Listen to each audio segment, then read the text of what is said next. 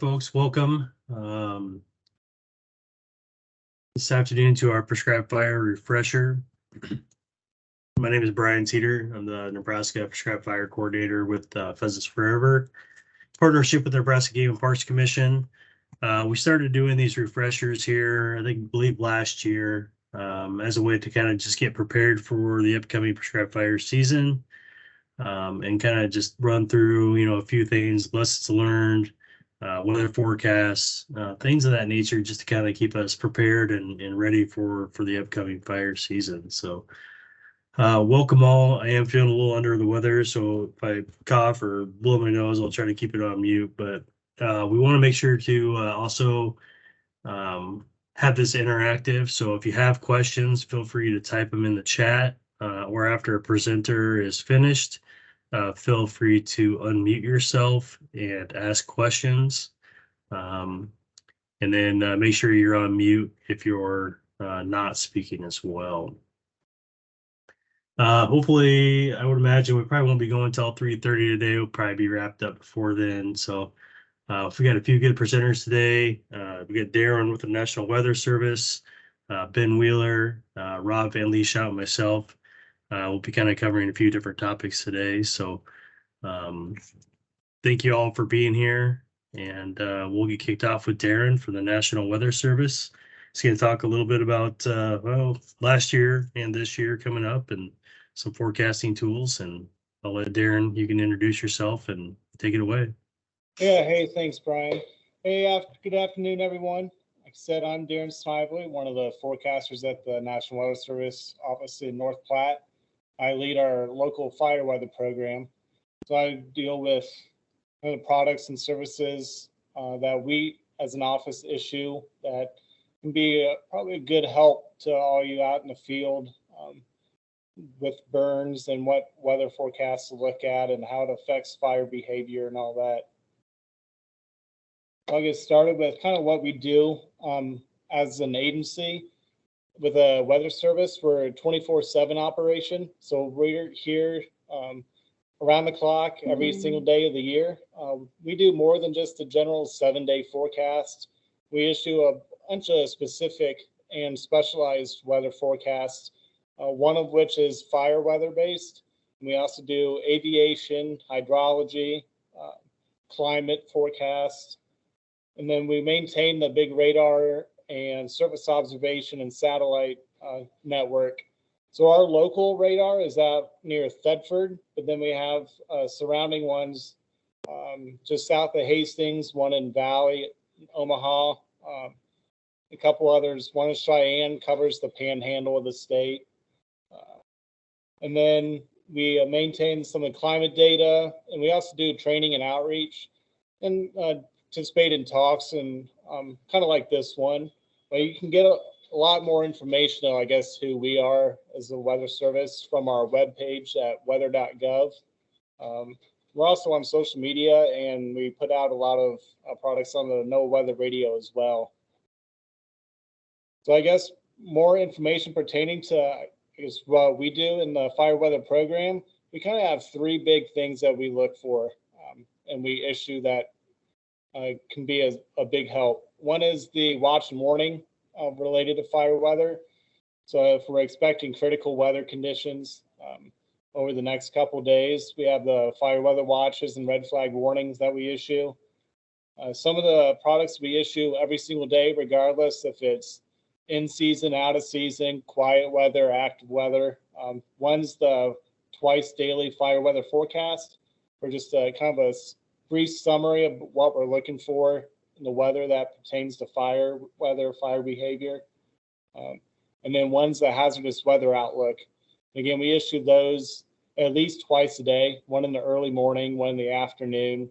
The hazardous weather outlook, that's a real brief summary, what can be, what we're expecting, whether it's increased fire weather concerns or severe weather, winter weather, anything hazardous in our area, we'll put in that little product as well.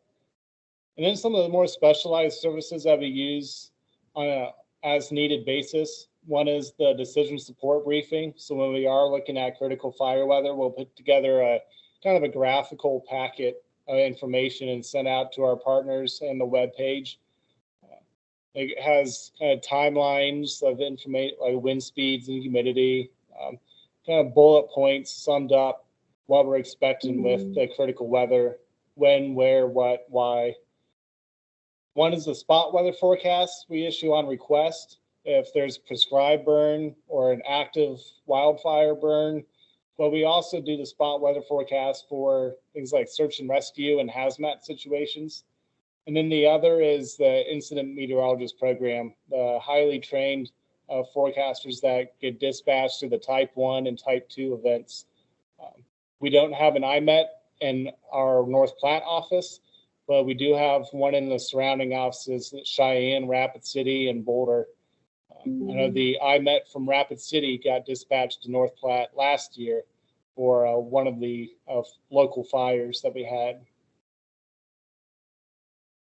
I guess a couple more things about our decision support packet. You'll see this pop up on our webpage during the more active events. It'll be in a bright yellow box in the top right corner of our webpage. And if you've been on our website recently with the severe or the winter weather and the cold weather, we have one that's in effect now. You'll get an idea of what it looks like. Just kind of a big exclamation mark with hey, here's the weather briefing in the top right corner of our page. That's where the fire weather one will show up as well. So if you don't receive the emails, you can get it there on the web page. We break down kind of timelines and graphics, kind of easy to read and understand, and sum up in 1 or 2 slides what to expect. Locally, for our critical weather, fire weather, we go into 6 zones for across our forecast area, based off topography, similar weather types, and what the climatology.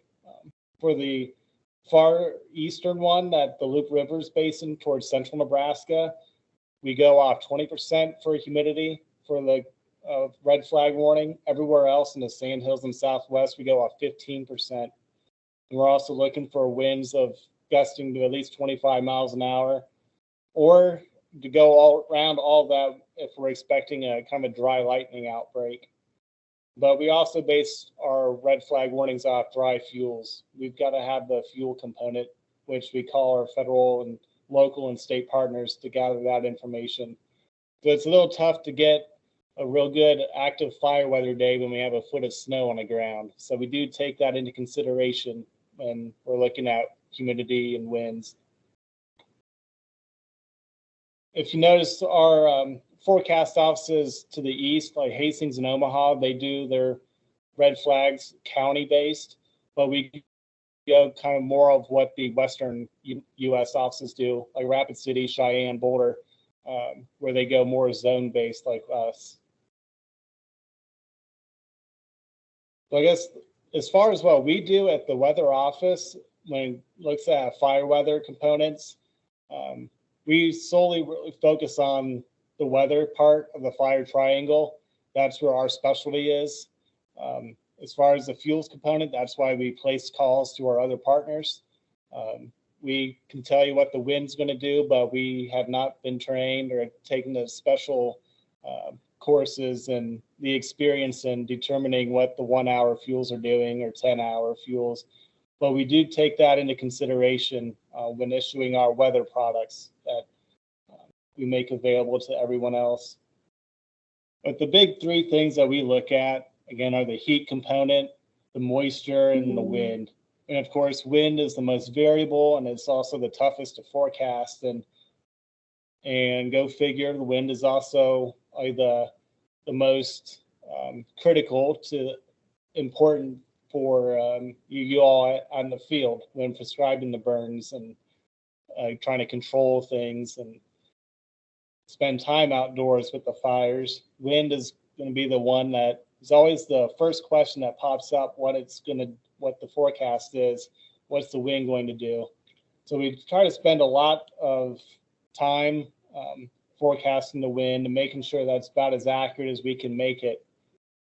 So if there's a bunch of critical winds that basically dominate the environment, and as far as what we look out for, that can make a huge difference out in how to control the burns, and if things escape, what will happen then.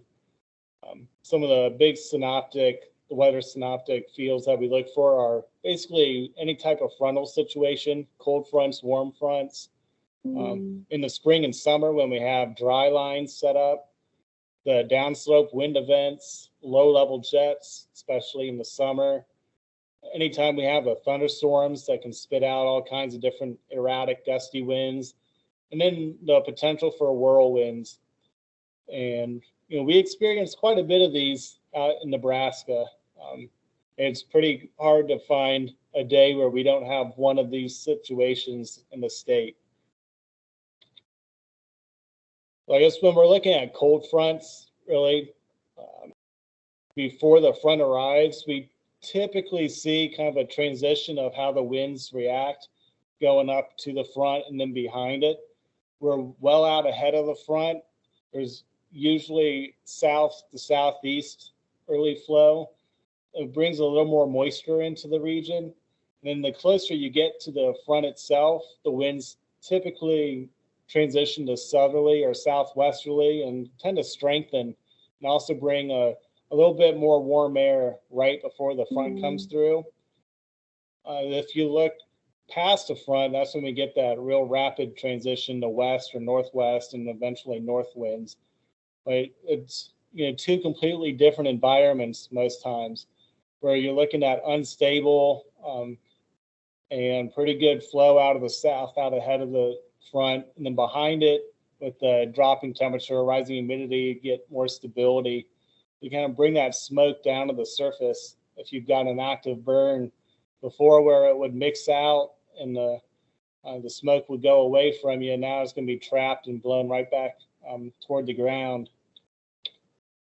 The dry lines that we watch for in the spring and summer, we've seen these where all we get is a little break in the humidity and a slight wind shift to isolated thunderstorms that end up being supercells. So we get kind of a variety of environments and things that happen with the dry line set up in western and central Nebraska. I know what's common with all of them is that drop in humidity and the wind shift to the west or behind the dry line. But when we get those thunderstorms, they tend to be a little more severe, but isolated. So maybe across the entire state, we may only have 4 or 5 of the storms, but they could put down pretty good erratic winds that can really affect how the fire is going. And then for the downslope winds, we get kind of a muted effect in Nebraska compared to the Rocky Mountain areas. That's where they deal with the extreme critical winds, the ones gusting 80 to 100 miles an hour that they have right off the lee of the Rockies. Usually what we see in western Nebraska with the downslope, it tends to be a little drier, warmer, and slightly windier in our neck of the woods. I guess that's what we kind of look for in terms of the fire weather. We can expect, instead of maybe a 60-degree day in central Nebraska, we'd be closer to 65 or 70 in the west. And of course, a little drier component, where you kind of clear the clouds out. But it is something that we really take in consideration when we get into the summer, when the fuels tend to be a little more cured, especially during the dry years, like this past one with the drought.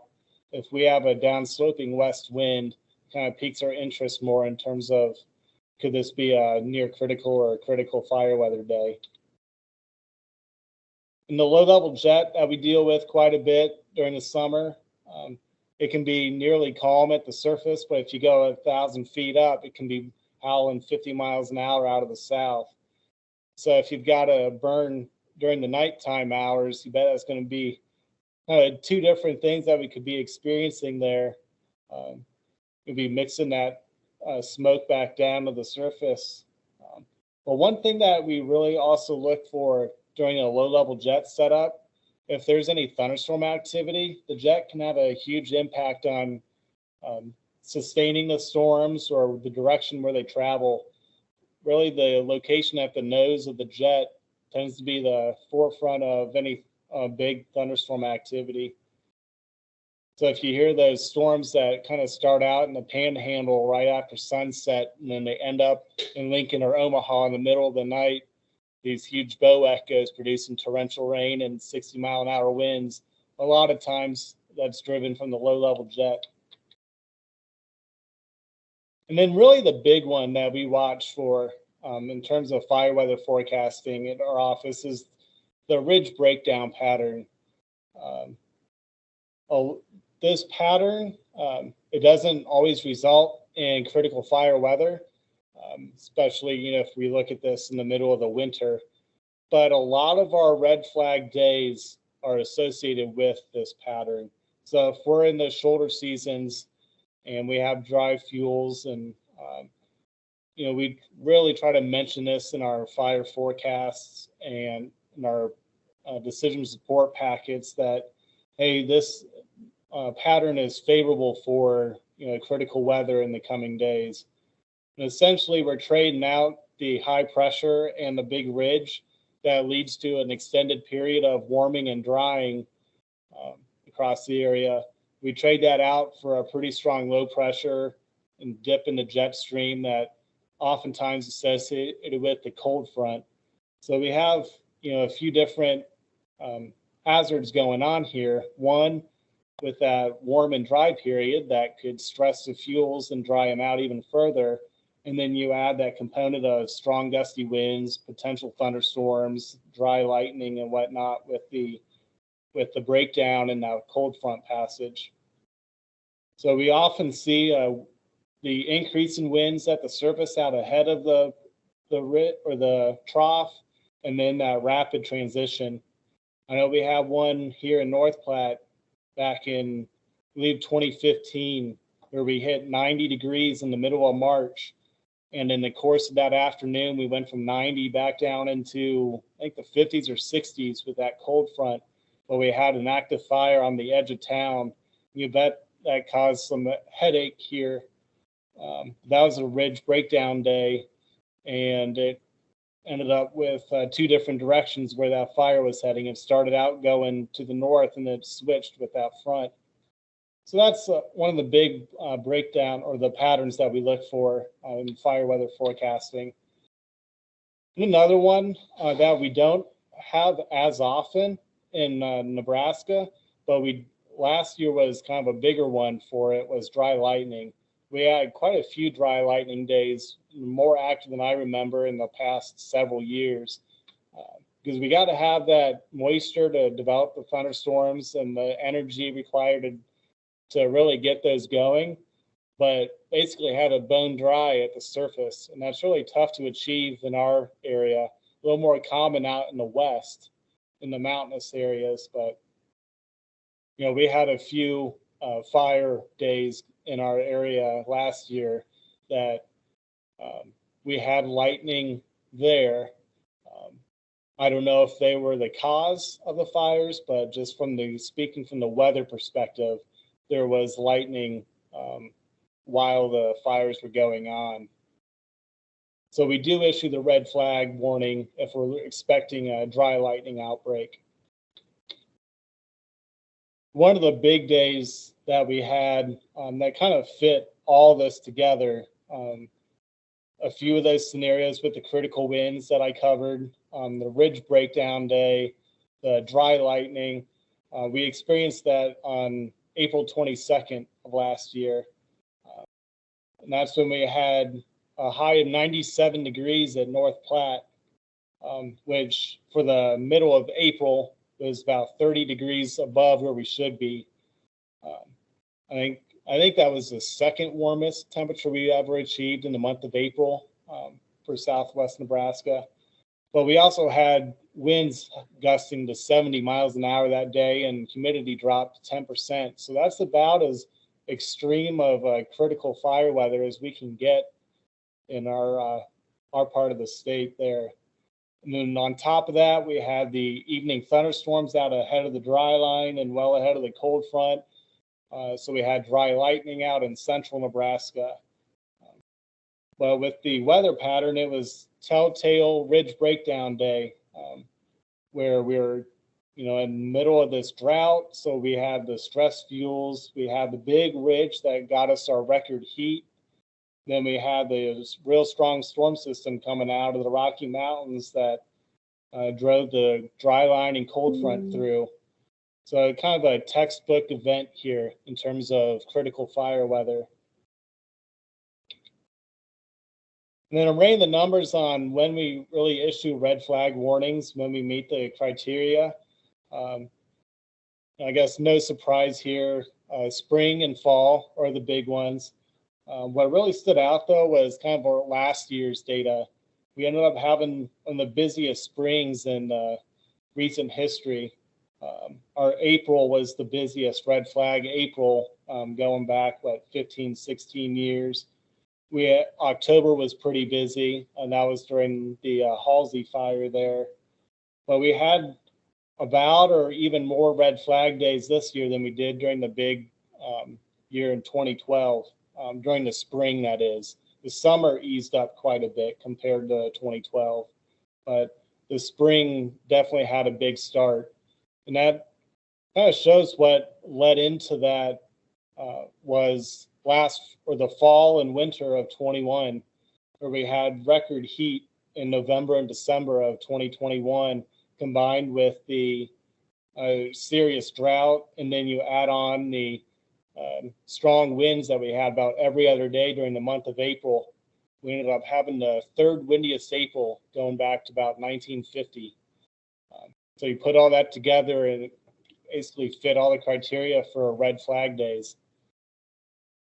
So I guess to kind of sum up what we look at for forecasting again, pattern recognition. If we're seeing the ridge breakdown pattern, like already piques our interest for critical weather. Of course, checking what time of year it is. What are the fuels like? Are the winds going to be strong enough? Humidity low enough? Are we looking at highly anomalous temperatures like record heat? And then, of course, we share all this again in our fire weather forecast and then decision support packet if needed. And then during an event or during a fire or a burn, we can use satellite to help us out to show the heat signature. If the fire is burning hot enough, we can pick it up there. If it's putting out enough smoke, sometimes we can see the smoke plume from the radar. And then we really focus on the short-term threats like a cold front passage, a dry line, any thunderstorms in the area. And then a lot of times we pick up the phone and talk to emergency managers or whoever's in charge of the fire, give them an updated forecast. So another look at the drought. Again, this is the most serious drought that Nebraska's been in really since the big one of 2012 and 2013. It's the first instance of the worst category, the D4 exceptional drought, that we reintroduced into the state just this past fall. The good news, part good news anyway, they've started to shrink back again. The winter has been pretty kind to the sandhills this year in terms of moisture. Real active with the storm tracks and the snow have allowed some of that drought to be chipped away across the far north. But we still have pretty serious drought remaining, and especially in the southwest and then into the northeast part of the state. So this outlook was actually just released today. So these are the brand new numbers and map for the statewide drought outlook. And then looking at some of the numbers that help go with the chipping away from the drought, you can see these snowfall numbers that the western Nebraska's received just from December 1st, this past winter or this current winter. The numbers, Valentine is near 3 feet above where they should be for snowfall. they're inching in toward a record busiest winter there. I think right now they're top 10. So if that keeps up, it could be really approaching the high numbers for Valentine in the northern sandhills. But even Panhandle is a foot and a half more snow than they should be this time of year. Then it's been a little more seasonable or still dry out in the east. Lincoln, Omaha. I know Lincoln had their big storm this past week, which got the vast majority of their winter snow from, but they're still dry in terms of the snow. So putting all that together, kind of looking forward here, what can we expect the next week or so as we head into the end of February, the first part of March, kind of a transition. We'll have some milder temperatures over the next few days. Once we get out of this extreme cold snap, we should bounce back to near normal with the rest or the early next week. But if we go forward, kind of another cool setup on reaching the Panhandle. The milder temps should hang on across the far east, but we still have the potential for more moisture coming in to start off March there. And if we go into the following week, March 2nd through 8th, kind of the cooler air takes over for a good chunk of the state. And we still maintain the pattern favorable for increased moisture. So what these outlooks really don't tell us how much moisture we'll get. It's just the pattern is favorable for getting more than what we should. And really the monthly averages of January, February for most of the state is only about a quarter to a half inch of water. March as a whole, kind of northern Nebraska is a little more favored to stay cooler, which again, with a new 6 to 8 inches of snow on the ground up there, that's going to take a little bit to melt that away. Down the south, kind of it's up in the air. There's no real strong signal for warmer or cooler than normal. And then the moisture, it kind of gets pushed off to the north and east. So we still be looking at a few systems moving through the area, but kind of our real wet signal kind of could be going away. And then part of this is driven back into the El Nino La Nina setup. We are in our third straight winter of La Nina, and there's a pretty strong indication that this could be the final stretch of that. Be transitioning out of La Nina and going into El Nino by the end of the summer and to next fall. So what does that mean for us? One, we'll be looking at severe weather setups. This chart kind of shows what areas get kind of increased or decreased severe weather and tornado activity from an El Nino compared to La Nina. Right now, it's kind of up in the air for Nebraska. You see, we're in La Nina, which really favors the southern plains for severe weather. And if we move into El Nino a little more quickly, then it kind of dries it out or it kind of decreases all that activity.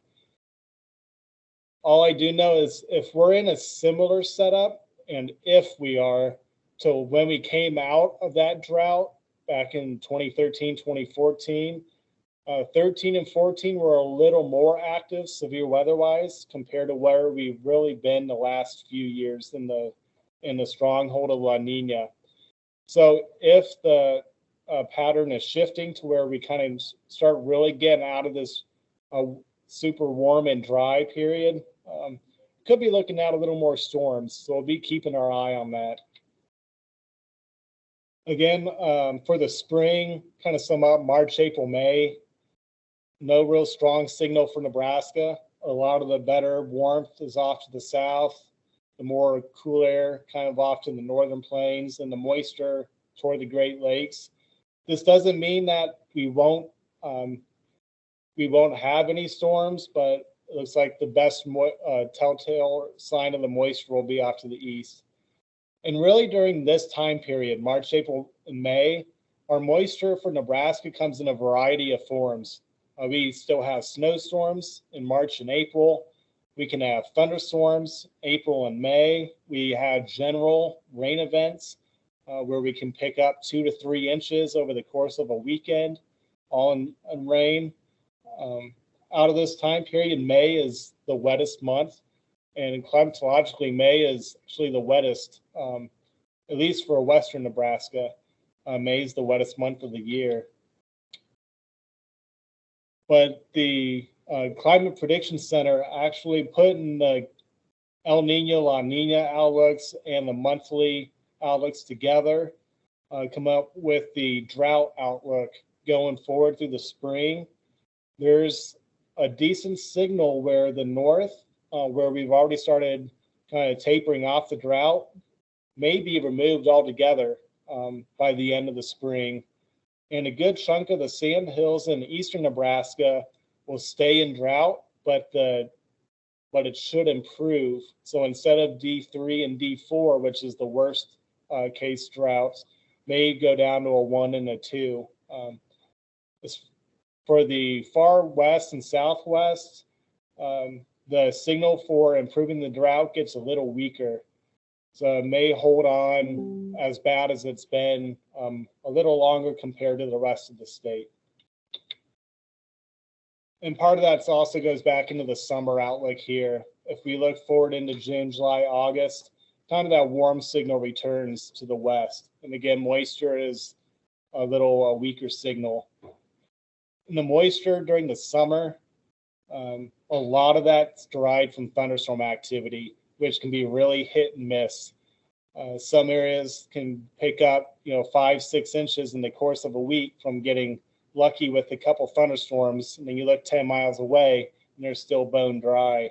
So it makes it a little tougher to forecast what the drought will do once you get into that scattered thunderstorm activity. But again, after May, June and July are really when we try to count on our moisture to make up ground. So it kind of depends on what those thunderstorms are going to do. And if we're looking at the switch from La Nina to El Nino, looking at this optimistically, we may be able to get a little more moisture toward our area compared to the last couple springs and summers. That's what we'll really be looking out for over the next couple months. I guess that brings me to the end of my stuff. But here's a little slew of websites where if you're looking for more information in the meantime, weather.gov is our main webpage for the Weather Service. If you're looking for stuff out in the western or the sandhills, you append North Platte to it. That brings us to our forecast page. If you're looking for the western panhandle, it'd be Cheyenne, and then central Nebraska's Hastings, eastern Nebraska's Omaha. And if you want to bookmark where we get the climate, those weekly and monthly outlooks, that's out of the Climate Prediction Center, the cpc.ncep.noaa.gov. You can get that information there. And if you have any questions about what we do at our office and just want a generalized forecast, if you have a burn coming up or whatnot, want to know what the weather is going to do, you can email me and we can get some more. I can get you our office phone number here, 308-532-0921. Goes to our operations floor. And if you're looking for more about what we do, you can email me, darren.v.snidely@noaa.gov. So that's what I got. I guess take any questions. Is there time for questions? Yeah, absolutely. If anybody has any questions, feel free to type them in the chat or jump on and ask questions.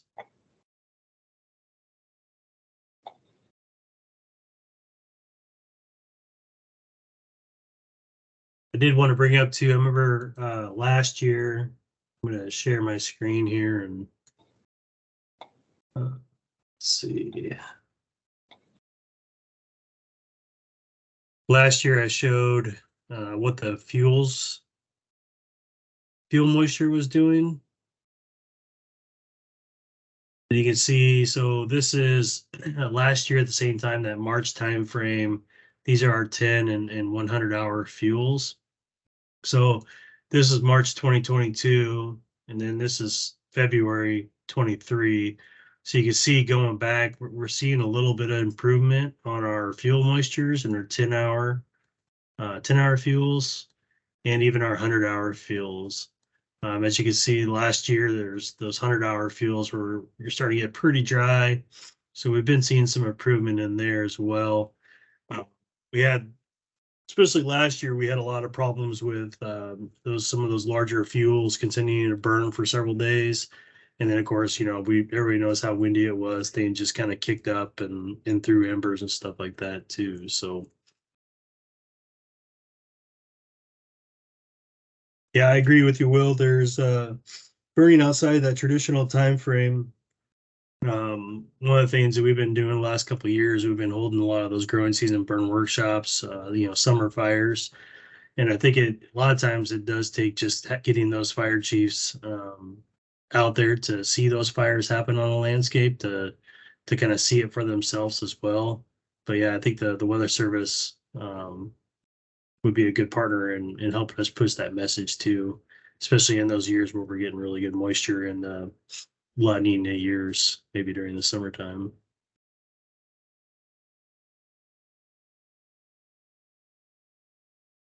Any other questions for Darren? All right.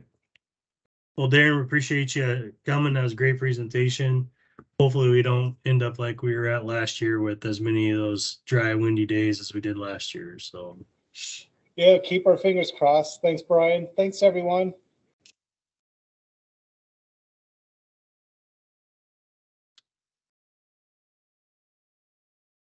all right, we're going to transition over a little bit to Ben Wheeler is going to talk a little bit about putting together an emergency first aid kit that maybe thinking about, if you have any kind of incidents on a prescribed fire, and putting together a nice kit to have on hand for anything that kind of comes up. So Ben, go ahead and take it when you're ready.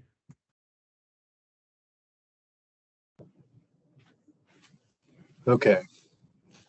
Can you guys hear me? Yep, we got you. I'm not getting anything come across to me. For whatever reason, I'm not hearing you out of my speaker now. Can someone throw in the chat if they can hear me or not?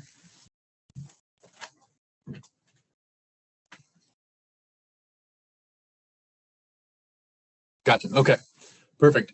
So I'm going to go over really quickly some things with a first aid kit. My name is Ben. I'm a biologist with Pheasants Forever. I also run the Loop Trex program. I coordinate that, and then I'm also an EMT here with our local fire department here in Ord. And so I have a little bit of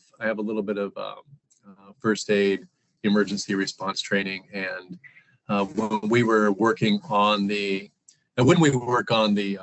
Loop Trex, being the coordinator of it, I also have to make sure that we have a good medical plan in place, at least an initial medical plan in place, and that we're able to provide kind of that initial treatment until someone is able to be treated with greater care than our capacity. Also keeping in mind that if we have something come up, we can't devote totally undivided attention to that incident, as we also have an active fire going on too. And so I'm not going to go into anything as far as in-depth treatment or anything like that.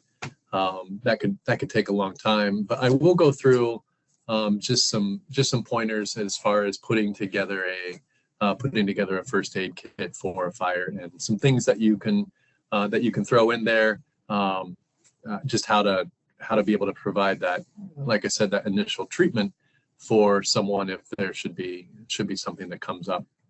I do want to offer kind of that initial statement that in no way, shape, or form is anybody, even myself as an EMT, are we expected to provide in-depth, thorough, nose to tail treatment of a person or patient on the fire line. Really, the purpose of what we would do with a first aid kit, and even us as EMTs, is to provide very preliminary stabilizing procedures and packaging that individual in a safe way to get them somewhere where they can receive more in-depth treatment at a hospital, other than really minor things, cuts and scrapes and things like that.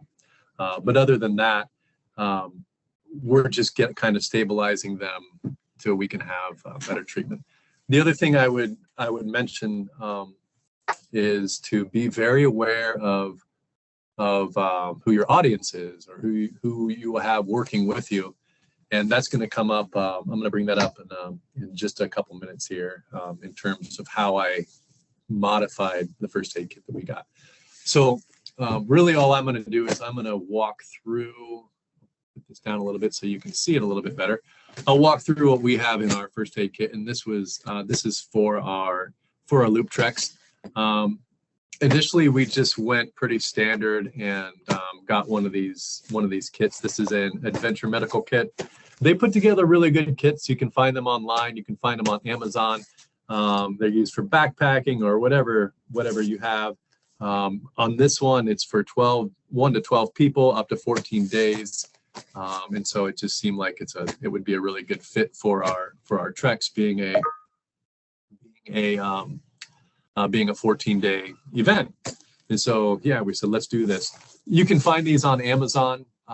They're expensive. They run about $300, and they're a good, I think they're a pretty good kind of basic kit. You can probably throw one of these together yourselves and save quite a bit of money. There's some things in these that you don't need. When I got this, it had 4 disposable scalpels in them. I feel like, in my opinion, if we're on a fire and we've gone through the first 3, we're probably, if we've gone through 3 scalpels, we probably shouldn't even open up the next one. We're really doing something wrong. So I got rid of some of those scalpels. I think I kept one in here. There was a little vial of clove oil, like an essential oil. In all my EMT training, that's never come up. So I got rid of that, but just some things in there, but plenty of bandages, plenty of wraps, things like that. Again, you could probably save money. You're paying, really, when you get one of these, you're paying for convenience.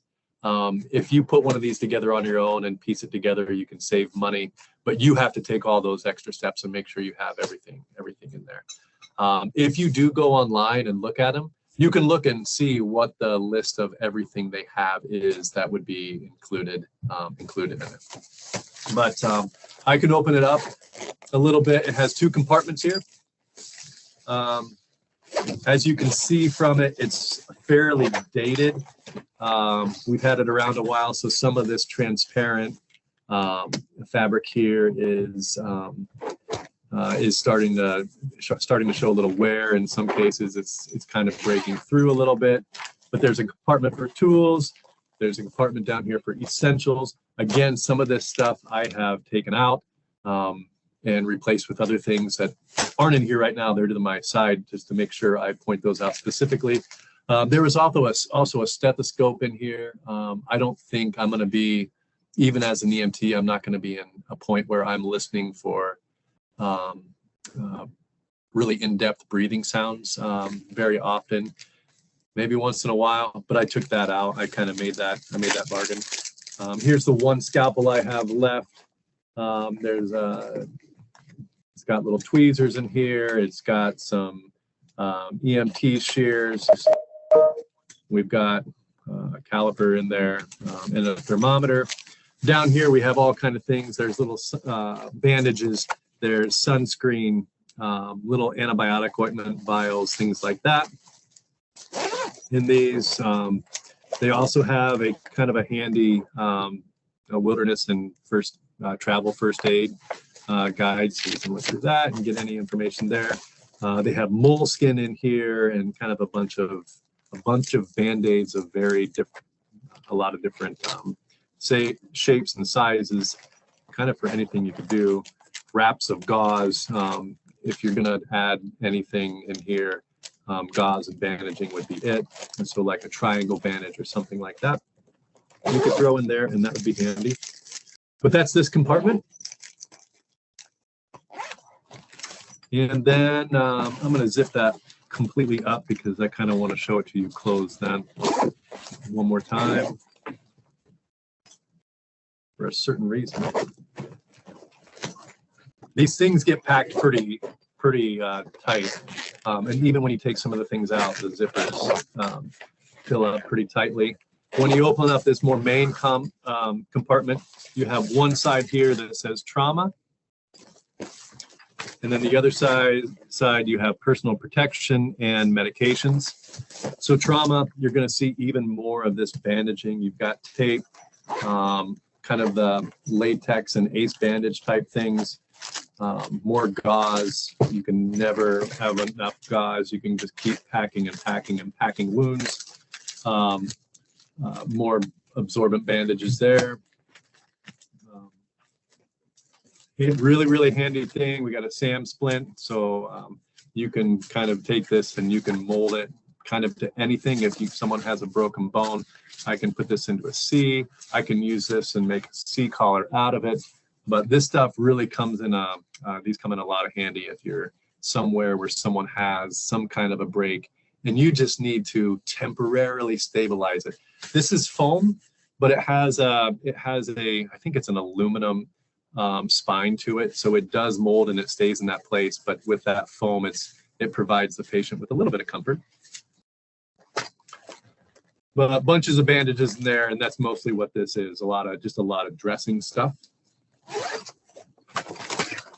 Here in personal protection, I've got some latex gloves in here. I could probably put even more. You could probably, we've become more aware of it since COVID, but you could probably just toss in without much space a couple masks in there, just biohazard stuff. There is a CPR mask in here, so you can give someone breaths without any kind of risk to yourself. These pop out just like that. And it's a one-way breath, so you just, if that's on the patient, you can blow into this and you're not getting anything back in your face. Really handy.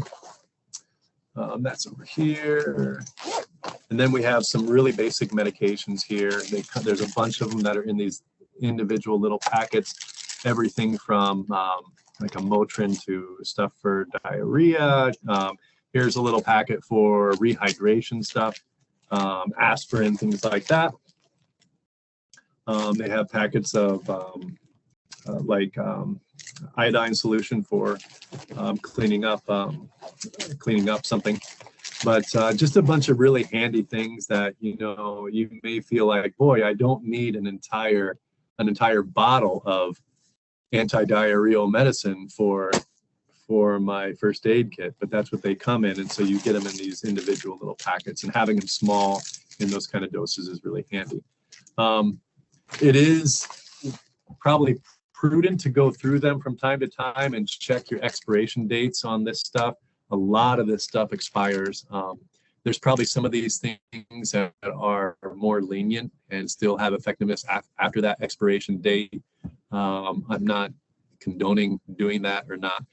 But I will say this company, Adventure Medical Kits, does offer refill packets. So if you do have these and you're thinking, man, those are really handy having in those small sealed packages, single dose packages. I'd sure like to get more of those. Mine are expired. You can get on their website, you can get on Amazon, and you can just order new ones. Super handy.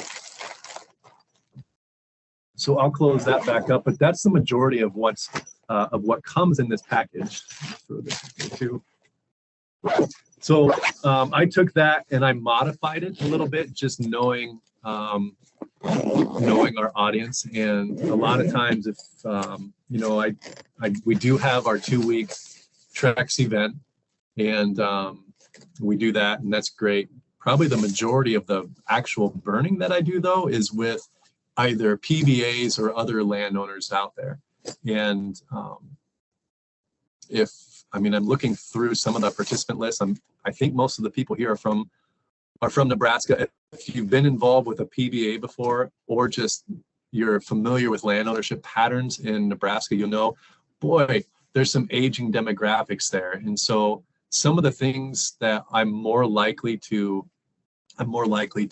be exposed to from an emergency medicine standpoint with PBAs may be very different from what I would see on a Trex, where a Trex, by and large, I have a much younger group, and PBAs and landowners, it's going to be a much older group that have different things going on. And so when I also carry this for PBA stuff, there's certain things that I include in my stuff that's not in here, relative to just that audience and those people there. We do, so I'll go through a few of those things. Before we get specifically to them, one of the things I also tossed in here, related to no matter who it is, I printed out some copies of these things that I throw in there. I don't know if you can see this, but these are just printouts of some basic emergency medical things that I can write some notes on, and I can just pass those right along to either someone in an ambulance or at the front of the, if we're actually taking them to the emergency room. I can take some notes, we can scribe some notes, and I can give that directly to them. So this first one is going to be the acronyms, just the sample medical information. So we have these acronyms on here, and then there's plenty of room to write notes. So this just gives people an idea of what kind of information to write down, what kind of signs and symptoms they may be having, any kind of allergies they have, medications they may be on, any past pertinent medical history, the last time they ate, and what kind of events led up to the illness or injury. I don't know if that's easy for you guys to see, but these are just something I created in Microsoft Word, printed them off on a half sheet of paper and printed, 5 of these. And I can write on here with pencil, and I can take one of these sheets and I can just give, with that information, give it right to the next treatment provider. Another acronym that we have is OPQRST. This is more related to injuries that you may have on the line. So O is just the onset of the event, when that occurred, what kind of provocation or palliation you may have from it. So what makes it worse, what may make it better, maybe how they're sitting. And maybe, boy, if you have a wound and you stick your finger in it, that makes it worse. It usually does. Q is the quality of the pain. Is it dull? Is it sharp? So how they express that. Is it in that the R, region or radiation? Does it move from that specific point? If you have a back injury, boy, are you feeling it in your feet? Are you numb clear down to your toes? Things like that. S, severity, just ranking that from 1 to 10, or 0 to 10, 0 being no pain at all, 10 being the worst pain in your life. I've always been really curious with how many people look at me with a straight face and say 10, standing up. And then T being the time, just so what kind of time do we have? What kind of history do we have with that too? But just, again, just little half sheets of paper that are easy to make on a computer to just toss in here, so we make sure we're checking all our boxes and getting the right information for that next treatment provider to give them good treatment. A few of these 9 lines, these are more related to a federal incident. If you hand this to a rural, emergency room out here, they've probably never seen it before. In federal incidents, they know what it is. If you do use one of these are PDFs. You can get them right off the internet. They will still have information an emergency room can use. They probably just haven't seen it quite in this format. But anytime you can give them any information at all, they are super, super, super appreciative of it. And that just gives them more things to help give that individual better treatment and get them, it just kind of speeds up what they're able to do. So a few other extra things in here related to what I do for our audience. You can even see on my pack here, I've even taken a Sharpie and I've put a silver Sharpie and I've I've edited this and put things in certain places. As an EMT, we have to stay current with our CPR. And so when we take that class, there's a workbook that you have to hand back in, and there's this little cheat card that I stole one year just to have, and I toss it in here. It's just a little quadrifold cardstock thing that just shows the kind of how to do basic CPR and life-saving skills. When we're working with burn associations or land ownerships, it's an aging group, and so they're going to be dealing with things like heart attacks and strokes and things like that. That happens. Even in the fire in the Sandhills that we had out at Halsey, the one fatality we had this past year was a cardiac event. And so we need to be aware that, boy, the people that are in that age cohort are have a little bit more tendency towards those things, and are we ready to be able to treat those if they come up, and just do the best we can for those individuals in the field. One of the things they've noticed in emergency medicine is a lot of people, when they get into a CPR scenario, just onlookers don't treat because they're nervous they'll do it wrong. Because what if it's a child? What if it's an adult? What if it's an infant? Are they different? How many is it? Is it 30 or is it 15? How many breaths do I take? And they get so confused they'll do it wrong that they don't provide any treatment. And so there has been some movement within like the American Heart Association to simplify that. But even more so, I just steal this and I put it in here. So if anybody has any questions at all, they can totally look it up in a very easy kind of decision tree approach and get them some good treatment. I have a blood pressure cuff that I keep in here. This is a wrist cuff. You can get these for 30 or 40 bucks. Wrist cuffs are not as reliable as an arm cuff, but there's still some information. They provide us something. And they're being a wrist cuff, it's more compact that I can fit in here. I usually put it in and keep the batteries out, because when I don't, I start hearing this thing buzz and fill up in the back of my truck, because the start button's right there and it'll just start going with just turning the wheel of the truck. I have this is a pulse oximeter, and this just shows this shows what kind of oxygen they have, that patient has, if they're getting good oxygen within their system and perfusing through their system. It also shows a heart rate, but the blood pressure cuff also shows that. This you can leave on. You don't have to take it off when it's done. It'll just keep recording that. If someone is having a cardiac event, if they're showing some signs that, boy, they may be having a heart attack, I always carry little things of baby aspirin or low dose aspirin. So this is 81 milligrams each, and pop them a couple of these, and that can have really, really, really good impacts with very little risk, unless they're allergic to aspirin.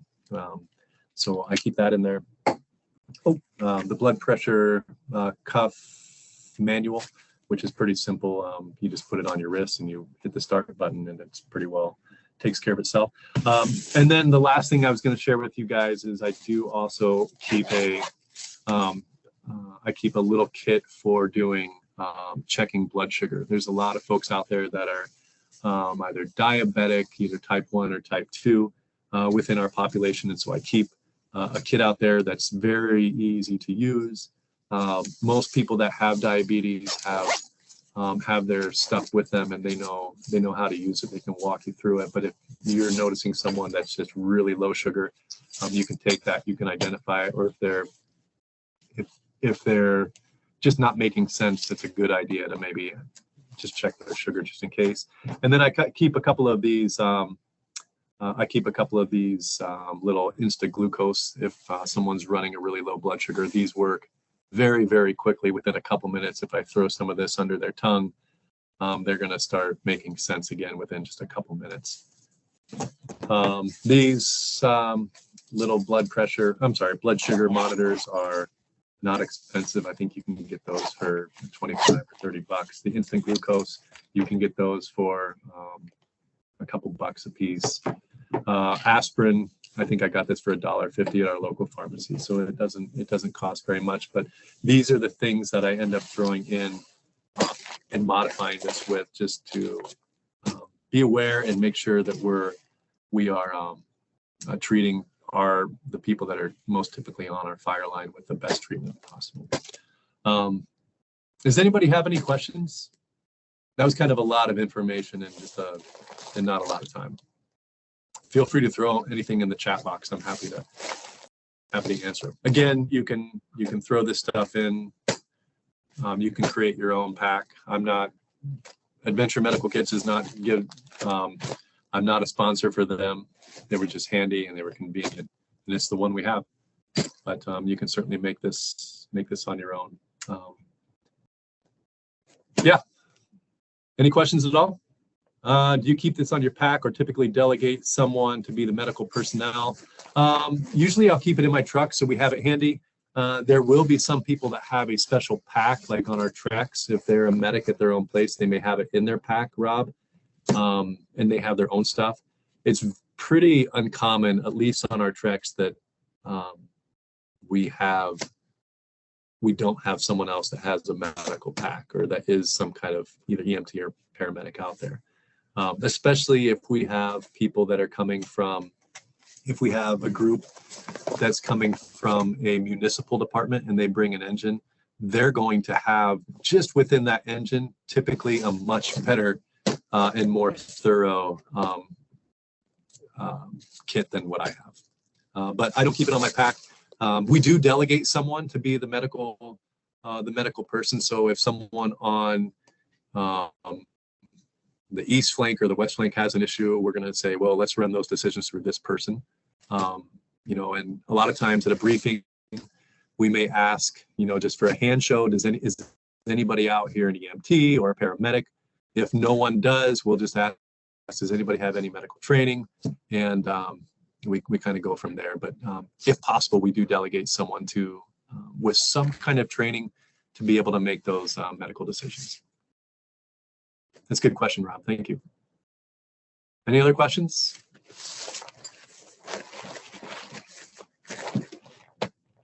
Thanks, Ben.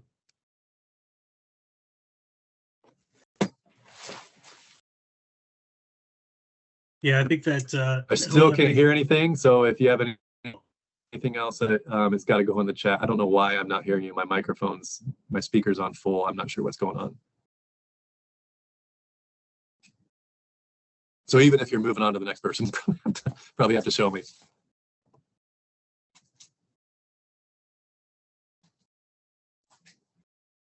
Okay. Thanks, guys. Have a good day.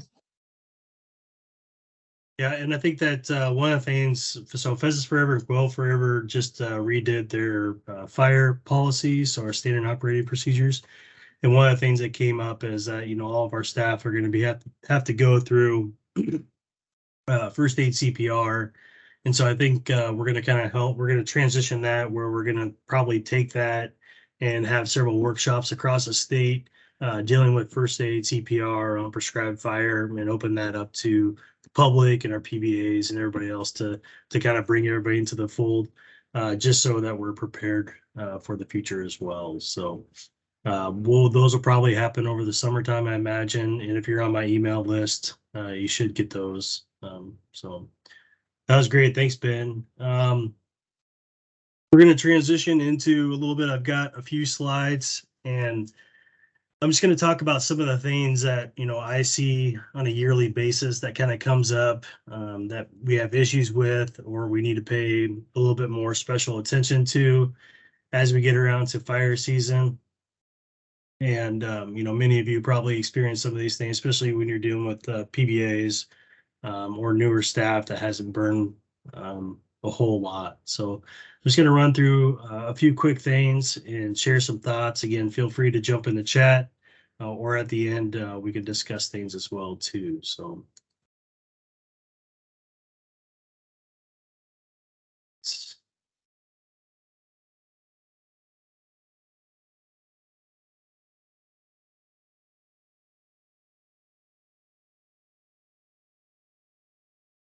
all right, so one of the things that we see on a continual basis is, many of the mode fire breaks that we're seeing, we're still seeing some issues with it, especially where we're seeing a lot of residue that is on there.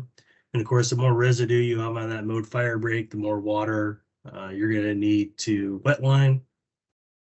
And then the longer it smolders, that wetline can get out. So, again, back to that practice of trying to get that stuff, those fire breaks mowed either late summer, early fall. Get it mowed several times, and of course, removing that cover if possible.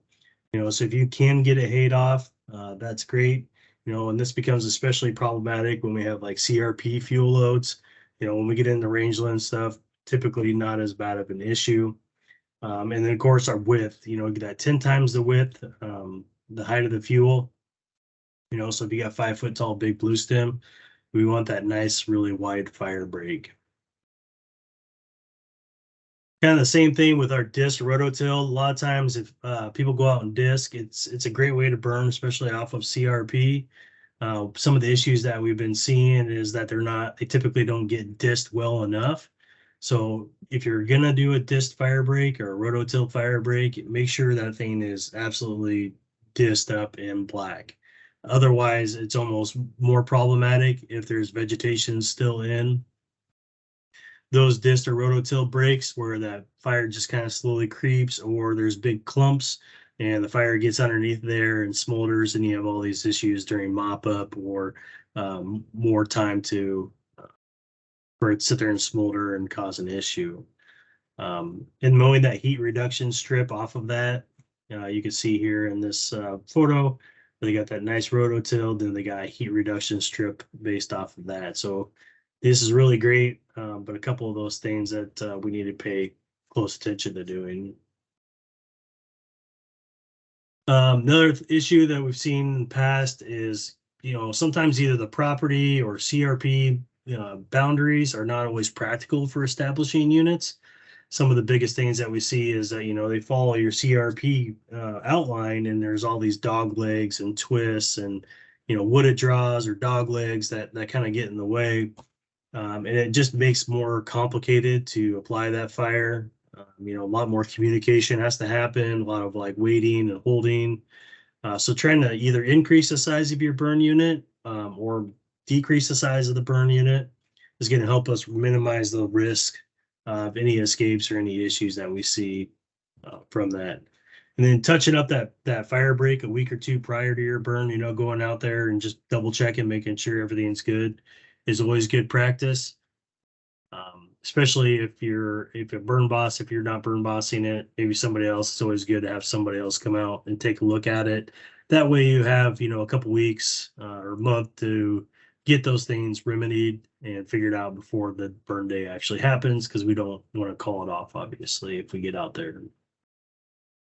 We had 2019, I remember the floods caused issues. We had corn stalks and in our bottomland stuff. A lot of issues with that rainfall. Dealing with spot fires and our slopovers, those spot fires, obviously, we can kind of somewhat predict when and where they will be, but using our knowledge about spot fires is make sure you're planning your responses during that planning stage and discussing during your briefing. And then another big thing is that every time you see a pile or a group of trees go up or, lots of smoke, always be looking downwind of where that smoke and those embers are going to be landing, and make sure you have people either there or people watching out in those areas. We've run into several situations where you got, big smoke going up and they start spot fires, and maybe they're a little bit further downwind than the people see. So it's always an issue. Like on this one here, these spot fires that occurred up on these hilltops, that PBA actually had people stationed. They knew they were probably going to get spot fires with the winds and the humidity. So they actually stationed people up on these hilltops and these ridges for that exact purpose. And you can see they kept them, fairly small. I really like this graph. Some people interpret it a little different, but I'm going to tell you how it's interpreted is essentially when you're looking at the probability of ignition, you can see between this 20 and 25% or even 30%, there's a very high probability of a spot fire, almost 100% at 20 to 24. And what this graph is basically showing, it's showing you that if an ember, gets up into the air and lands in a receptive fuel bed while still burning under that 20 to 24% humidity, it's almost 100% chance that it's actually going to start a spot fire. Not that if you're burning at 20 to 24% humidity, you're going to have a spot fire, right? Much of that is much ado about our ignition techniques and how fast we're moving on our burn, or our burn prep as far as burn brush piles or large fuel loads near that line. So obviously we take more caution when that humidity is a lot lower. We need to be a little bit more on guard about when those fires occur during that time frame. And as many of you know, many of our fires in the state occur between that 20 and 30% humidity. So there is that probability that those things can happen.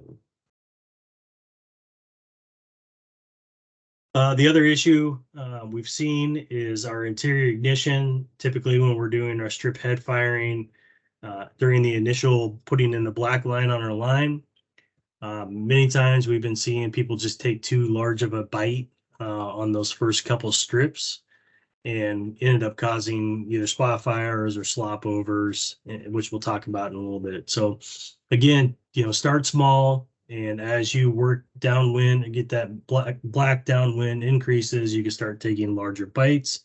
And of course, all of that's going to be based on your fuels and your temperature and humidity and all that stuff. I always caution when we're putting in our black line, our backing fire, is to take your time and let that backing fire get off that fire line before you start taking strips, especially in our heavier fuel loads. And we'll talk a little bit about lighting off the mode brake too here in a little bit. So again, in this video, this initial, let's see if I can pause it. So you can see they got that backing fire coming off right here. And then they got a PBA member coming in and lighting another strip. Well, you can see that there's a wet line right here. And even taking that, I mean, it's not a terrible amount of fuel, but it is still pretty close to getting over that line and potentially could throw a spot fire depending on the relative humidity of the day. What I really like about this picture is that you can see this gentleman here on the ATV. He knows exactly what's happening. And so he's basically following that initial fire right along that line, waiting for something to potentially happen. So he's there available to snuff out any spot fires that potentially could occur. And then he also has backup with this UTV in the back here that can easily jump up and help extinguish anything along that line. Slopovers. This is one of the most easily controllable problems that we have, and we still continue to kind of see some of these issues. And many of the issues that we're seeing is just people ignite too close to the tall grass to the edge instead of in the middle of the fire break. And I'll show you an example. But so it's really easy to stop this from happening. But I get it because when you're going down the mode fire break and you're lighting in those really light fuels, it seems like it's human tendency for people to drift toward the heavier fuel because it's a lot faster and it's a slower process if you're in the middle. So here you can see the correct way where they're lighting in the middle of this fire break versus the tall fuels. You can see they're lighting it off here. So by the time this blacks out and gets to this taller fuel, if that fuel falls over, they're able to stop that from slopping over. And of course, and they're not doing it on the fence line, because if they slopped over on the fence line, then they would have to cut that fence and go over that fence. Here's an issue we had to burn a couple years ago. Same thing happened. They were lighting down the middle of that mode fire break, started to drift toward the tall fuel, and then an igniter came in to try to light a strip head fire it, and then it jumped over, slopped over, and you can see we caught it just before it got to that road. We stopped it there. Really easily preventable issues. It's just a matter of slowing down and taking your time to make sure that those issues are not happening. If you do have any issues with spotting or have an escape fire, we need to talk about putting out fires, and there's a couple different ways. So if you get an established escape that's on the land and it's moving good, we're going to do what they call a direct attack single flank. If you have resources, don't have enough resources, you're basically going to take the longest flank that could potentially turn into a head fire based off the wind, start at that anchor point down here in the corner, and just start working your way up that fire and just kind of put it out. And what happens as you do that, it actually starts taking some of the energy from that head fire. So just working that edge, slowly but surely up to that front, is going to help put out that head fire. And when you have an established head fire, there's no way that you're going to be able to get in there and put out that. So you basically got to work from these flanks all the way up to the front and stop it that way. So again, fighting from the black is really important as well. A lot of times, if you're in that fuel and you're starting to put water on it, it's in the humidity's low, it can rekindle behind you. And if it gets going again, you're basically going to be in the path of that flank fire there. So try to fight from black as much as you can. And then, of course, follow up with that ATP UTV. If you have a much bigger crew, the best option is to basically do that single flank attack and do a pinch attack where you got crew on either side to knock that out. And again, just kind of work your way up to the front and get it knocked out. When we're doing a head attack, this is basically used when we have a spot fire that is just starting or very early stage development where the flame lengths and it is not really established, so it's not kind of creating its own path. It's a lot of times when it's that small, you can just get there, hit that head of that fire, and kind of work your way back around. But it doesn't take long for that spot fire to establish, and then you got to go back to the other attack, and you're going to know whether you can hit that the head attack or not. You'll be able to tell. A couple tips on that is just making sure to get it when it's small. If you're having spot fires or you're seeing more, you're either predicting spot fires or you're having more happen regularly, move your personnel into those areas to be ready with a pumper to knock those down as soon as they start. Get them while they're small. If you're getting a lot, cease ignitions if you can. Especially the problem if it's your ignition pattern being lit. Too much fuel being taken. Stop ignition and let that calm down. Maybe you need to reposition. Reposition your water tenders if you need to, and again, have dedicated spotters. And then always call 911. The burn boss should call 911 if you think containment is not likely.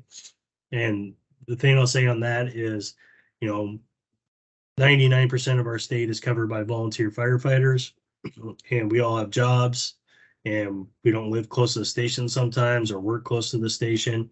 So it does take time for people to get to the station and get mobilized and out there. So always call 911 at the first inkling that your current crew or equipment can't handle it. Another big issue that we're seeing is these hazards near the fire line, volatile trees or grass, moving these things out, brush piles, trees, cedar trees close to the line, move them 300 foot from that line or remove them completely from the unit. Again, that excessive residue on the fire break is a huge issue that we can continue to see. Same thing with these brush piles. Again, minimum 300 foot. This was a great winter for most of the state to burn brush piles. But if you have not burned those and you're not burning this year, you could do those in early summer as well with really good moisture, late May, June. And then those telephone poles or power poles, minimize their hazard there by going out there prior and weed eating around them.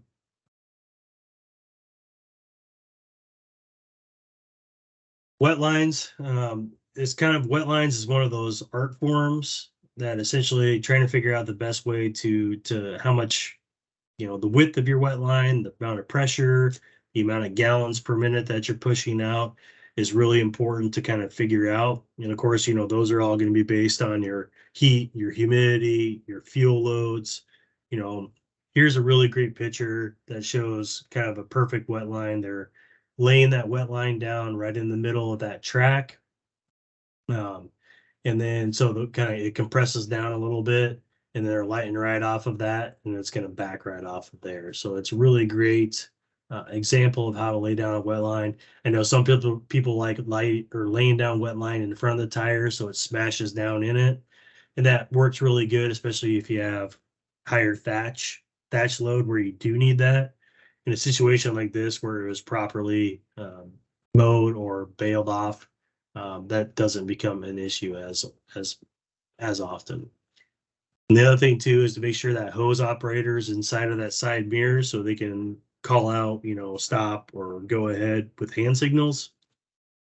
That communication, because when you're running that wet line or that hose, it's a lot harder for you to operate your radio, and then are also closer to that pump. Holding a patrol is the main factor on this one. That first, if you have a big enough crew and you have 2 ATVs or UTVs on one flank, on each flank, that first ATV or UTV should be close to that first engine, actively patrolling, checking for slopovers or spot fires. And then that second ATV needs to be going back all the way to that starting point and checking for any smoky materials. And because that's where we have a lot of issues, where you have that smoky material and your wet line's already dried out. So if there's anything smoldering on that fire line, it needs to be dealt with by that ATV or UTV. And if you only have one ATV or UTV patrolling on one flank, they need to kind of pull double duty, where they need to be constantly going back and forth at a fairly good clip. And then that mop up is huge when you get those, get after the burn. We've had some issues this last spring with mop up, just leaving smoldering materials. As I showed earlier, you saw that the 10 and 100 hour and even 1,000-hour fuels, their fuel moistures were really low last year. So those things just burned really easily. They got going easy. And then, of course, they lasted quite a while as well. So, doing a better job with mop up, especially in timbered areas or even in areas with brush piles, and even in rangeland situations where we have cow pies that we got to deal with. Using that harrow to break up those cow pies or clumps of grass is absolutely critical. I think they're like $400. Go on the back of an ATV, UTV. While it's going, you can have somebody just zip it around with that, breaking up those chunks. Maybe have somebody follow them with ATV, UTV to make sure nothing jumps as well too. But that's those harrows are well worth the investment if you're dealing with those. Drip torch mixtures. One thing that we see is that early spring, when it's really cold out, you always want to throw a little bit more gas in there. And then in that summer, late springtime, when it's really warm out, decreasing the amount of gas that goes into that drip torch will help prevent some of that, what's it called? Spouting, where it kind of like hiccups and throws fuel. That's when you have too much gas and you get it too full. It tends to throw that fuel. Make sure you secure those drip torches to your vehicles, close valves before putting them in a vehicle or UTV. And then also make sure you open that valve or empty torch when you store your drip torches, because what happens is that if it's all closed up and that fuel starts to gas off, that gas, it basically splays the gasket in it. And what happens is that, you have to end up replacing that gasket.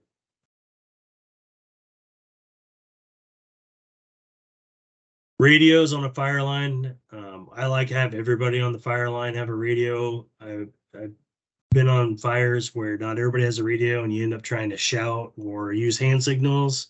and it just doesn't work. So I want everybody to have a radio on my burns. Just common sense things like making sure you're all on the same channel. Another issue we've run into in the past is where if we're using publicly available channels, other people could be using those. So before the burn, just calling out like, hey, is anybody else using this channel? And then, hopefully they're not. Or if you run into a scenario like we had happen to us one time where a bunch of kids were messing with us, they were on the same public channel we were on their mics or on their radios, and we had to switch channels. Make sure you got your batteries or extra batteries and make sure they're fully charged. Make sure you press the button first and then talk, not talk and press the button at the same time. Otherwise, your first part of your sentence is going to get cut off.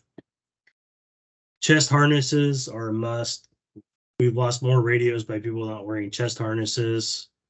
And if you have access to external mics, those are really nice, especially because you can get them right close to your ear to hear a little bit better as well. Couple items about pumpers. Make sure each vehicle has straight unleaded gas or diesel, depending on what your UTV or ATV uses. Have extra oil just in case you need to add a top off. Maybe some stable for gas, especially toward the end of the spring burn season, where that gas be, excuse me, where it may sit longer than normal. And then, of course, early spring, that winterization after freezing temps. A couple ways of dealing with that: RV antifreeze, or you can blow it out with air. In our pumps, we got a new system where we can blow them out without having running an RV antifreeze through them, which is really nice. And then make sure all the valves are open and all the water is drained. There's a lot of nooks and crannies and places where that water can store and crack if it's got under pressure. Trailers, there's nothing worse than having a blown out trailer, blow a tire, or in the case of one of our units, the axle basically fell off. So checking those, make sure you replace your bearings, make sure your cargo is secure. I remember we did a burn like 3-4 years ago. We were all driving to another unit and somebody did not tie down their UTV properly, and they were going down a gravel road with washboard roads, and the UTV literally jumped off the trailer and went into the ditch. It was the craziest thing I've ever seen.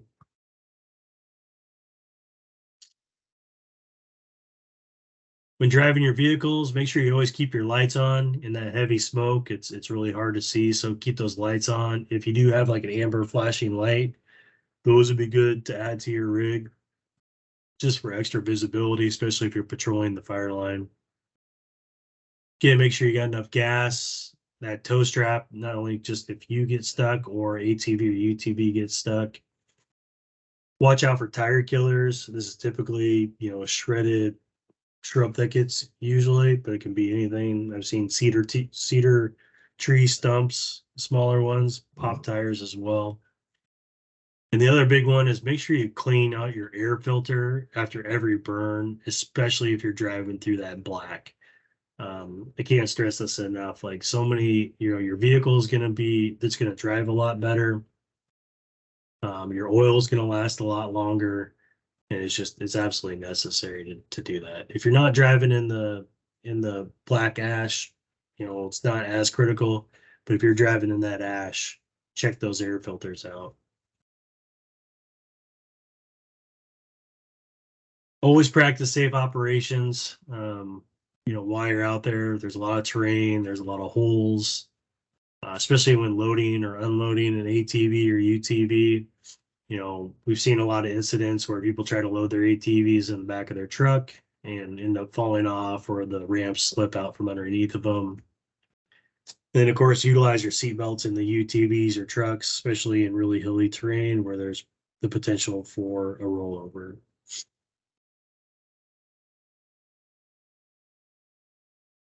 If you have skid plates, I recommend getting rid of them. Not only because they're a reservoir for invasive species transport across burns, across sites, but it also basically provides a perfect fuel load to start on fire and catch your ATV or UTV on fire. Those skid plates are great if you're out in the mountains of Colorado and you're going over boulders and stuff like that, but they're just reservoirs for all that debris to get caught up in. And then always somebody should, not only in the UTV, ATV, but also in a truck, somebody should have an air bubble on site and a plug kit for those tires.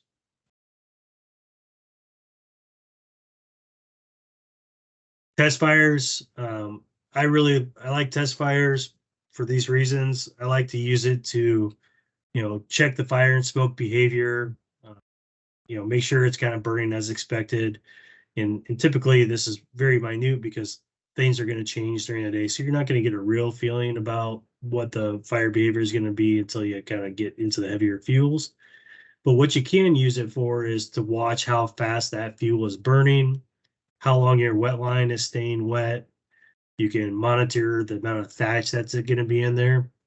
And what that does is allow you to adjust your nozzles, adjust your drip torches, and then make any kind of last minute adjustments for that plan. So it kind of acts as a starting point for the rest of that fire to make sure everybody's dialed in, that pumps are pushing water, drip torches are calibrated correctly, and all those things. Oh, and don't skip briefings. If you got multiple units during the day, make sure that you have a briefing each and every time. You don't want to be a victim of the one more unit curse, like I'm sure many of on this call have gone through, including myself. So again, when we're talking about prescribed fire, this is not something we're going to be like, oh, we're burning tomorrow and we haven't done any prep. Again, 6 months, a year out, get that burn plan finished up, fire breaks in. Typically a week out, we're going to get our burn permit, contact all our neighbors, double check those fire breaks. 3 days out from your burn, get your fuel lined up. If you're the landowner or hosting of the fire, plan that meal, get some drinking water, check that forecast, and then send that email out to people that are going to be helping you on that burn to say, hey, things are still looking good. We're still on track. Make sure you get enough help. Then again, 2 days out, check that weather again. You're checking weather constantly, probably twice a day up until your burn. Send that email out again. Just make sure everybody's crystal clear that's still happening. Day out, same thing. Make sure your crew's good. All your equipment's checked off, ready to roll. And then again, that morning of, check that weather one more time. Send that go or no go. And then go through your burn day and crew briefing checklist processes that are established either through your PBA or through your organization. Biggest thing we run into is that, just like last spring, we basically had some really good days, like a couple good days, I guess, in early spring in March. And then as we progressed to April, things just kind of went downhill from there. So I don't know how many good burn days we had last year. I haven't checked yet, but on average, on a good year, we've only got 10 to maybe 15 days of really good burn days on average to utilize. And so if you're not ready, it just slows up the process and makes everybody else behind as well.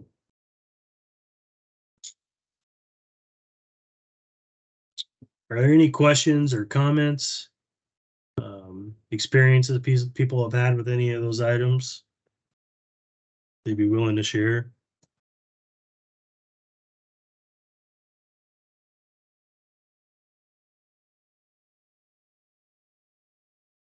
See, Lynn says that Honda engines have a lot of fuel problems using those canned fuels. And the pumper units is a good idea. Yeah, maintenance on those Honda pumps or any pump, making sure no water gets in them is a really great idea too. And use an unleaded fuel, not the ethanol. People always have an issue with using ethanol. I think it gets a little extra water in there as well.